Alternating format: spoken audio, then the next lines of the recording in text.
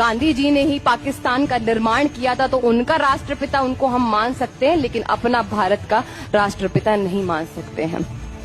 क्योंकि हम ऐसे व्यक्ति को राष्ट्रपिता नहीं मान सकते जिन्होंने जीते जी केवल और केवल 20% आबादी के लिए लड़ते रहे और 80% आबादी को उन्होंने यूं ही छोड़ दिया। हम ऐसे व्यक्ति को राष्ट्रपिता नहीं मान सकते हैं जिन्होंने शिवा बावनी पर रोक लगा दी।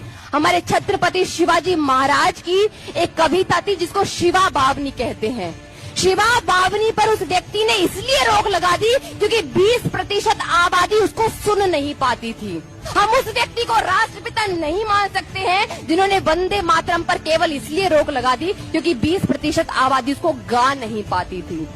हिंदू मुस्लिम एकता के नाम पर उन्होंने कहा कि अब हम हिंदुस्तानी भाषा को लागू करेंगे, और उस हिंदुस्तान, ध्यान से सुनिएगा, और उस हिंदुस्तानी भाषा को लागू करते करते, जिसमें उर्दू ज्यादा और हिंदी कम थी, उस भाषा को लागू करते करते, क्योंकि एकता वाली भाषा बनाई है उन्होंने, तो उन्होंने माता सीता को बेगम सीता कहकर पुकारा और श्री रामचंद्र को उन्होंने बादशाह राम कहकर पुकारा।